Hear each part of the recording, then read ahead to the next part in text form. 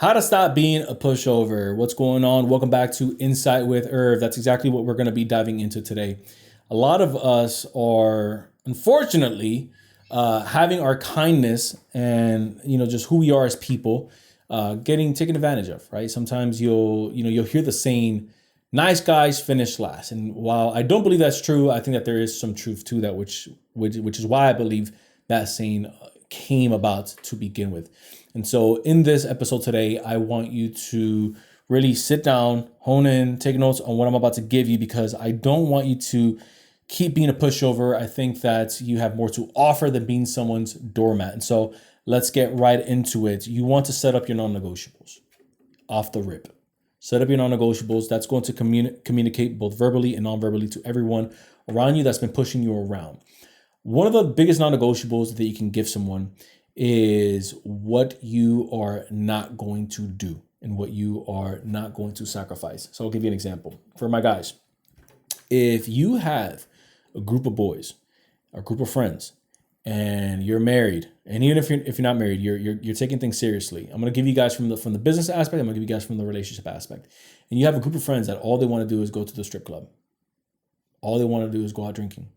All they want to do is go out chasing women, and you are trying to settle down. That may not be the best group of friends you want to be around, right? That may not be the best group of friends that you want to be surrounded with, because you're putting yourself in a tough predicament that even if you're not doing anything, it just looks bad. And so one of the biggest things that you can protect is your image, the way that you portray yourself both privately and publicly. And even if you're thinking to yourself, well, dude, I'm not a social media superstar. I don't have a following like you do, or I don't really care to build a brand online yet, but other people are watching. And you are your own walking testimony, whether you have a social media brand or not. You are your own person that when people see you, they're going to say, wait a minute, how can he or she speak from this angle or from this level if they were out doing this last week, or they're hanging out with these types of people? So I want you to really think about what are the non-negotiables that you're going to have. Again, I just drew that example because it's one that I had personally gone through. I said, you know what? I gotta stop hanging around with these guys that all they want to do is go out and maybe go out to the club. All they want to do is go out and act like they're single. I'm not single. And also from the business aspect, because I want to give you the relational aspect where it just flat out doesn't look good, right? The other side of it is that it's distracting, and you can have better use of your time rather than being in those situations and then you're waking up with a hangover and then you're now having to spend half of your day trying to sober up to then go into business and then the person that's been locked in from the day before is blowing right past you, right? And so you want to think, how is future me handling this situation? Are they really taking 6, 7, 8 hours to try to recover from a hangover that I could have just flat out not had? Or are they already involved in the work that they want to do, that they find meaningful in the trenches of what they're looking to build? So usually when you work it from that angle, you'll be able to see, okay, yeah, future me isn't doing this crap. So if they're not doing that, I should most likely stop doing that right now in order for me to get there. So always compare yourself to yourself in that sense. Number 2 is keep your commitments. If you tell someone that you are going to stop drinking, stop drinking. Like flat out, right? And I'm not talking about someone who is just, hey, I'm just a social drinker, but no, I'm talking about if you've made a commitment and you said, hey, look, guys, I'm not going to drink. Like, I'm done drinking. I gave it up last year. I'm done drinking. I gave it up 2 years ago. Whatever that is, stick to your guns, because that also communicates to people, you can't push this guy over. This person is not a doormat. Yes, we can offer to maybe have him go out with us, or yes, we can offer to have him do this, but he's not going to be pushed over. He's going to have his own standards and his own ground. And if you're thinking, dude, no one's going to want to hang out with me. Well, if people don't want to hang out with you because you don't want to go drinking with them, or if people don't want to hang out with you just because you don't want to do those activities, then maybe that's not the group that you want to be in anyways. Because I can assure you that the people that you're most likely looking at, or the people that, or the person that you want to become, isn't doing that which you're setting out to do right now. And so it's all about changing your behavior. And one of the fastest ways to change your behavior is by changing your surroundings. And so if you want to stop drinking, then you should maybe stop hanging out at the bar every weekend. If you want to get into shape, then maybe you should stop eating at restaurants every single day or every single week. And maybe you should start packing your lunch from home and be more conscious of how you're spending your calorie bank, or how you're spending your money. Number three is you want to set boundaries. Now, notice that there's like a trend with all of these. They all kind of like align with your core value. They all align with your belief system. They all align with your morals of how you want to live your life. And again, if you feel like at the end of this, Irv, I'm not going to have any friends left over if I keep, this rigid type of environment, there's other people out there that are going to be attracted to that and that you're going to find pleasant companionship in, and you're also going to find pleasant, friendships in. Because I remember being in my early 20s, and one of the things that I wanted to do was, number one is I was getting serious with my girlfriend, and then number two is, which is not my wife, and then number two is I was building up my business at the time. And I remember sitting there thinking to myself, I was like, okay, there's only so much energy and so much time that I have in the day. If I'm not hanging out with her, which was just maybe, a couple times a week, if I'm not hanging out with her, I'm building my business out. I'm with a client. And then I started thinking to myself, do I really want to spend the rest of my time?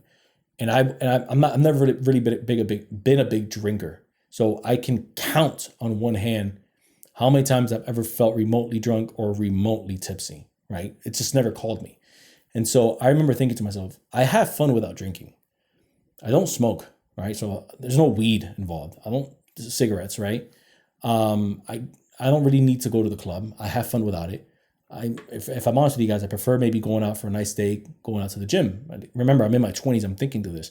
So I'm thinking, why am I going to sacrifice the amount of money that I can make, the nice person that I've met, because she saw eye to eye with my core values as well, and I saw how she was raised, and I said, you know what? We're aligned. Why would I sacrifice that for what? A night of pleasure to just go out? A night of, to the next day, to just say that I went out with the boys, hung out, and then wake up with a freaking hangover and then try to catch up to, at the time, I was competing against guys in their 40s and their 50s who had been in the real estate space for decades. And so if I had to make up ground, it was I had to outcall them, cold calls. I had to out door knock them. I had to out prospect them. I had to out network them from that aspect.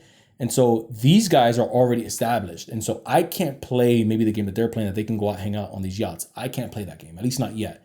So one of the games that I can play is I can spend a little bit more time in the office. I can spend a little bit more time working on my script. I can spend a little bit more time working on my sales presentation. I can spend a little bit more time on my marketing, speaking to a camera when I would send homeowners updates on neighborhoods and things like that. That's how I really started getting familiar and comfortable with speaking in front of a microphone, speaking to a camera. And so I knew that I just wouldn't have enough time in my day, which is why I had to set those boundaries. Hey, from 8 a.m. to 11, I'm not taking any calls. I'm prospecting for new business. Okay, when can you? Well, from 1 to 4, I'm on listing appointments. Okay, well, when can you after 1 to 4? Well, if I don't have any listing appointments, I'm coming back to the office for the next day, and I'm prospecting some more from like 5 to 8. Okay, Irv, so when can you? Well, I kind of want to see my girlfriend, so I'm going to kind of just hang out with her for a little bit. Okay, so then you're thinking, but wait a minute, where's your friends? And that's the question that I want you to ask yourself. As you're building that out, I promise you, you're going to find people that are on the hunt with you. You're going to find people that want to build as well. Maybe they're not in your same industry.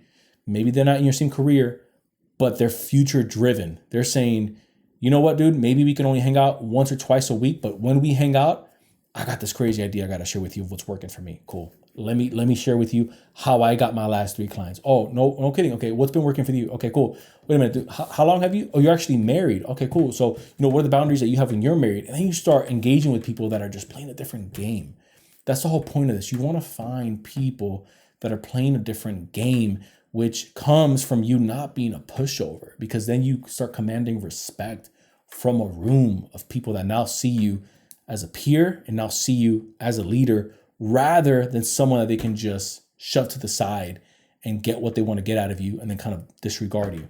Lastly, on how to stop being a pushover is you want to stand up for your convictions and you want to stand on your own beliefs. Now, everyone has their own religious belief system. I believe in what scripture teaches. I believe in what God has called us to do. And I believe in being, one, a good steward of my finances.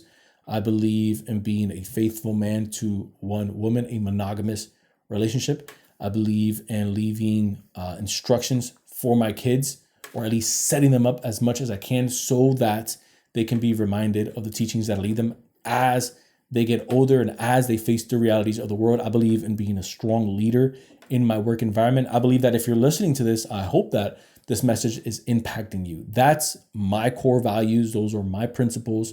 And I believe that that's what God has called me to do. And I will stand on those beliefs. Even as when I first started creating content, people were like, dude, that's crazy. You're not a kid. Or dude, that's for, that's for streamers, or that's for, gamers, that they just stand in front of a camera. They speak. This wasn't really popular like that a couple years back, as much as it is now, right? Podcasting is more mainstream now, but a couple years back, it really wasn't the scene. It was kind of like, that's cool, I guess, but it's not a real job, right? And so even if at first it looks weird, sounds weird, it feels awkward, you still want to go through with it, especially if it's something that you feel convicted about, if it's something that is going to be, it's going to be worthwhile. If what you're building is worthwhile, if what you're going out there is worthwhile, if what your vision is, it's one that you just know, hey, this is going to be timeless. When I'm done with this, when I've wrapped up, God, take me home, I've done what I came to do, and you feel good about that, stick to it. You want to play in decades, not days. So again, if you found value in this content, I just hope that it reaches you and you are able to absorb of how not to be a pushover, because I was a pushover for many years. And I know what it's like to just be a yes man. I know what it's like to just say yes to people when really you just want to say no, really just want to do your own thing. There's nothing wrong with having those selfish tendencies if it's for a better cause, right? Because you're going to find people along the way that are moving in that upward direction anyways. Find your community, find your tribe. Until next time, everyone, leave us a 5-star review, because we don't leave any type of ads on this channel or on this show. All that we ask is that you share it with an audience and with your friends, family that maybe you want to build a life with. But until next time, everyone, I will see you in the next episode.